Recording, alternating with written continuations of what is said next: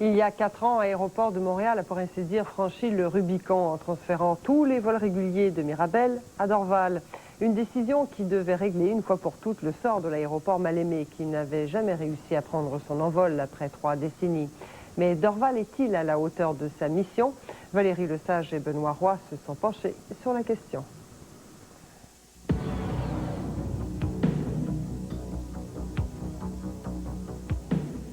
Pour moi, le choix était bon et il est encore aujourd'hui. Alors, c'est un peu décevant comme bilan. Je ne pense pas qu'on ait obtenu les résultats qu'on nous a promis à l'époque.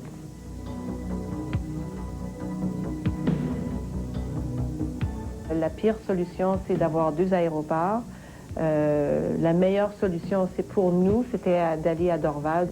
Air France s'est montrée opposée à cette décision. Aéroport et controverse, 2 mots qui se donnent rendez-vous à Montréal depuis 3 décennies. Il y a presque 4 ans, dans la rage et l'impuissance, les gens de Mirabel ont vu partir les vols internationaux vers Dorval. On n'entend plus aujourd'hui leur désespoir, mais le choix de l'aéroport soulève de nouvelles questions alors qu'on s'apprête à dépenser encore 700 millions de dollars. Le professeur Jacques Roy, qui a analysé le dossier avec 2 autres spécialistes des transports, souhaite qu'on s'arrête pour réfléchir. Ça appartient au grand public, alors aux payeurs de taxes. Donc, il faut que les gouvernements interviennent et disent, bon, ben, on ne peut pas se permettre de faire une autre erreur qui va nous coûter des centaines de millions. Il faut vraiment faire le bon choix. L'aéroport de Mirabel, celui qui devait faire de Montréal une grande plaque tournante, a perdu sa vocation internationale en 1997. Alarmé par le départ des transporteurs Sabena, Alitalia, Iberia et Lufthansa, Aéroport de Montréal a choisi de consolider ses activités à Dorval. Il y avait 2 raisons principales. La première, il fallait se donner une capacité de croissance. Ce que ça voulait dire, c'est de pouvoir avoir les 3 trafics réunis dans un aéroport. Je veux dire le trafic intérieur, transfrontalier et international. Et la deuxième raison, c'était d'arrêter l'abandon de Montréal par certains transporteurs. Dorval est plus vieux et plus petit que Mirabel, mais il est plus près du centre-ville. Et en 1996, ADM soutient que ça coûtera moins cher de tout rapatrier à Dorval. On ne laissera à Mirabel que le tout cargo et les vols nolisés. Pour 220 millions, ADM dit qu'on va donner à Dorval l'envergure nécessaire à son nouveau rôle. Agrandissement du stationnement, nouveaux restaurants et construction d'une jetée internationale permanente pour 1999. La consolidation, dit ADM, permettra à Montréal d'accueillir 650 000 passagers de plus en l'an 2000. Pour la majorité des gens, la région de Montréal, la communauté d'affaires, ça semble être une bonne décision dans le sens où, bon, on rapatrie des vols à Dorval, c'est plus près pour la plupart du monde. Alors, donc, déjà, la distance est un facteur qui était bien accueilli. Ensuite, la facture n'était pas très élevée.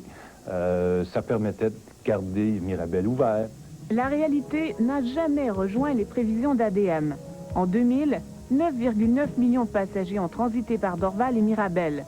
On est loin des 10,7 millions anticipés. En fait, on n'a même pas atteint les prévisions du statu quo.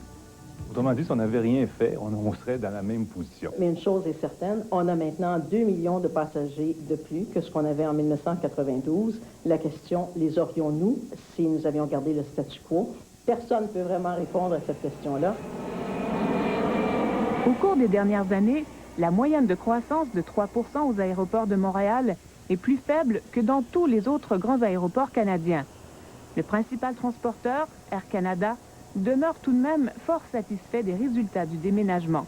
Quand on était à Mirabel, on pouvait pas profiter, le passager ne pouvait pas profiter du réseau domestique parce qu'il devait descendre de l'avion, prendre ses valises, l'autobus, descendre à Dorval et là prendre son vol pour continuer son voyage soit aux États-Unis, soit à une autre ville canadienne. De 1997 à 1999, le pourcentage de passagers en correspondance a effectivement doublé à Montréal, passant de 6 à 12 %. Faciliter les correspondances à Montréal devait permettre d'augmenter le nombre de destinations offertes. Là-dessus, ADM semble gagner son pari. On est passé de 82 à 108 destinations. Par contre, Air Canada abandonne 2 liaisons importantes, Montréal-Tel Aviv et Montréal-Rome. Il faudra passer par Toronto. La compagnie dit s'ajuster à des baisses de trafic. Italien Express, buongiorno. Les avions ils sont toujours pleins. Il y a les marchés à Montréal. Pourquoi aller à Toronto? Quand il arrive de l'Italie, il arrive à Toronto, il faut prendre ses valises, il faut passer la douane, il faut porter les valises au comptoir d'Air Canada pour revenir à Montréal, la prener vers des vols. Montréal continue de perdre du terrain par rapport à Toronto, qui maintient le 27e rang mondial, alors que Montréal recule du 75e au 90e rang. Bien qu'une large part de la clientèle de Montréal arrive de l'étranger, le développement du secteur international est freiné. La jetée promise pour 1999 n'a pas encore vu le jour. On parle maintenant de 2005 ou 2006. Ces délais-là sont très inquiétants pour l'avenir de cette infrastructure. Et évidemment, il y a cet équipement collectif majeur est complètement négligé par les 2 niveaux de gouvernement, qu'ils soient fédéral ou provincial. Et c'est certain que ces délais n'aident certainement pas à relancer sur des bases solides l'aéroport international de Montréal. Comment vous expliquez que l'échéancier devienne si étiré? Je pense que dans le fond, Aéroport de Montréal voulait s'assurer qu'il était en mesure de consulter les transporteurs et les usagers, et surtout, évidemment, les transporteurs, avant de bâtir cette jetée. Est-ce que vous avez votre billet? Oui. Mais les transporteurs, justement, sont préoccupés par les retards, car la qualité du service en souffre. Et il est vrai que sur l'ensemble de l'Amérique du Nord, les éléments embarquement, débarquement et les éléments livraison de bagages sont des éléments considérés comme insatisfaisants par nos clients pour ce qui concerne Dorval. À Dorval, les passagers qui arrivent d'outre-mer sur de gros porteurs s'entassent dans un espace exigu devant les postes de douane. Après, jusqu'à 370 passagers peuvent se bousculer autour d'un seul carrousel pour récupérer leurs bagages dans une salle que le personnel a baptisée la salle des colonnes. Puis vous débarquez par une seule passerelle, ce qui pour un Boeing 747, 370 passagers, est quand même limité. Donc il y a besoin d'aménager les infrastructures pour s'adapter à ce type d'avion. Ça fait 1 heure qu'on est descendu. On est arrivé à exactement midi et 1. Puis là, il est comme presque là. On était en ligne. Les bagages assez longs. J'ai au moins attendu une demi-heure. Oui, attendre, personne n'aime ça, mais enfin, j'ai vu pire encore. Alors, dans certains aéroports, c'est pire qu'ici. Alors, il faut pas toujours chialer, hein, il faut être content. ADM a choisi cette année de construire une jetée pour les vols entre Montréal et les États-Unis avant la jetée internationale tant attendue. Et cet ajout fait gonfler la facture de la transformation de Dorval. On ne parle plus de 220 millions, mais plutôt de 715 d'ici 2009. Et c'est sans compter les quelques 300 millions de dollars investis depuis l'annonce du transfert des vols internationaux. En plus, il faudrait encore plusieurs millions pour refaire l'échangeur d'Orval qui étrangle la circulation aux heures de pointe. Ça devait être 35 millions. Les coûts sont passés successivement à 50 et maintenant à 70 millions. Ça a doublé et ça ne règle pas le problème de la fluidité sur l'autoroute 20. Et par conséquent, il n'y a pas de lien accessible qui puisse donner sa pleine mesure à l'aéroport de Dorval actuellement. Dorval a beau être proche du centre-ville, aux heures de pointe, on peut mettre plus d'1 heure pour faire le trajet. On espère obtenir les dizaines de millions qu'il faut pour une liaison ferroviaire avec le centre-ville. Moi, je suis en faveur d'un tel lien ici à Montréal. C'est plus facile à Montréal, c'est peut-être la plus facile dans le pays parce que la ligne ferroviaire est juste 1 kilomètre au moins de l'aérogare. Nous devons encourager la construction d'un lien à l'aérogare. Pourquoi ça tarde autant alors si c'est facile? C'est simplement une question de priorités financières parce que nous n'avons pas un programme actuellement d'assister pour une telle infrastructure. Il faudra attendre sûrement des années avant de pouvoir prendre le train. Mais chose certaine, la facture de l'ensemble des travaux à Dorval dépassera le milliard de dollars. Les chiffres ont été multipliés par 4 en termes de coûts et les gains en termes de passagers sont à peu près nuls. Alors, on est obligé de constater que tout ça, finalement, est un dossier assez triste. Aéroport de Montréal n'a pas sous-estimé les besoins d'aménagement. Les chiffres qui étaient avancés initialement, encore une fois, étaient dans un contexte où il n'y avait pas tous les changements qu'il y a eu au niveau des alliances et au niveau des fusions. À la lumière de la réponse d'ADM, on peut se demander comment deux compagnies qui fusionnent peuvent avoir besoin de plus d'espace qu'avant. Après la pause, doit-on investir autant d'argent à Dorval?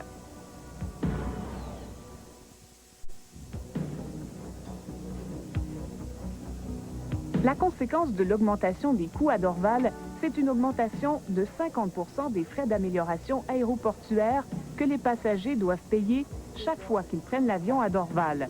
Les frais passeront de 10 à 15 $. I pay 7% PST or GST, then 8%, then 10% when I rent a car, and then $10 more. What do I think? I don't think it's very good.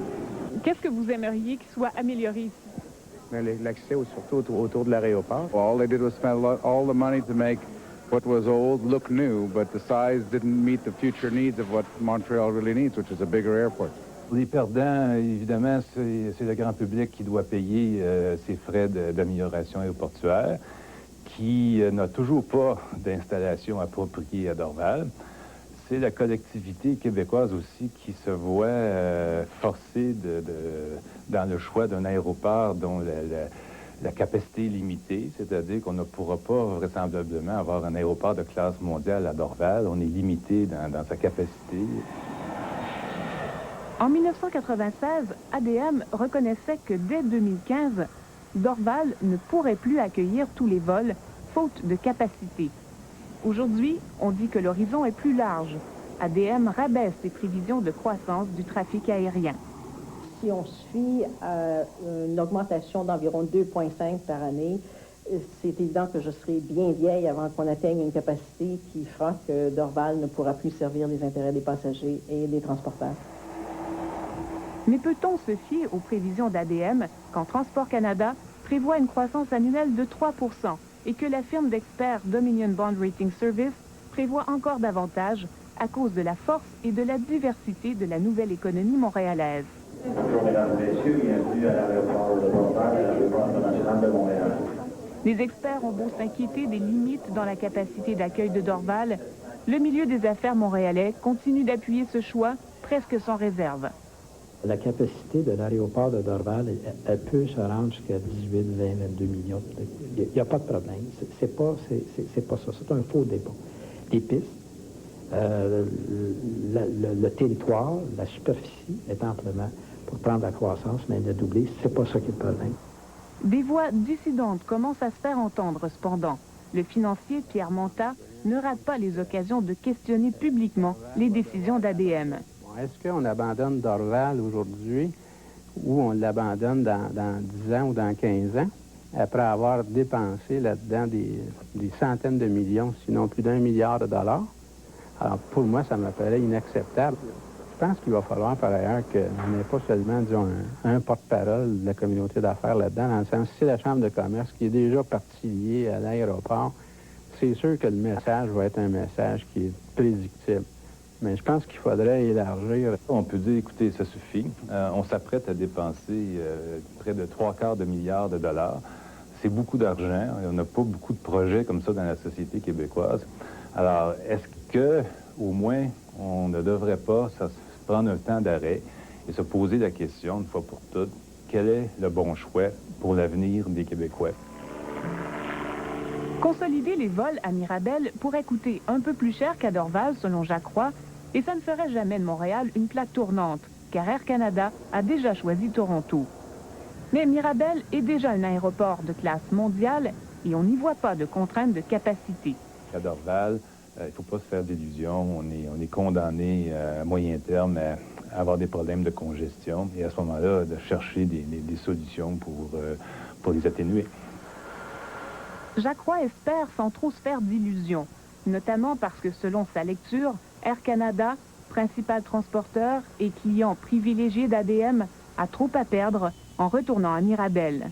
Quand vous dominez un aéroport qui est limité dans sa capacité, évidemment, ça vous procure un avantage concurrentiel, alors que si on avait choisi Mirabel, bien, il y avait assez de place pour tout le monde. Entre autres, dans le contexte actuel, si on choisissait Mirabel, on aurait suffisamment de place pour accueillir des transporteurs d'une autre alliance.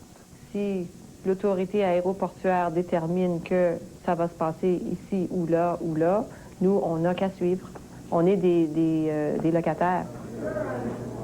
Le transporteur n'a toutefois rien à craindre. ADM reste insensible aux critiques sur le choix de Dorval. On pourrait certainement y aller avec toutes les hypothèses voulues sur les coûts et les scénarios. C'est la décision qui a été prise, c'est la décision en laquelle nous croyons toujours et nous poursuivons donc dans la foulée qui est déjà engagée. L'organisme obtient aussi un appui solide du ministre des Transports, qui continue de regarder de loin le débat, même si le vérificateur général lui a reproché de tenir un rôle trop passif dans la surveillance des intérêts des contribuables. Quel bilan vous faites finalement, vous, du transfert des vols internationaux de Mirabel à Dorval? Comment vous le voyez? Comment vous l'évaluez, cette décision? De ma part, si c'est mieux pour les opérations, pour les passagers,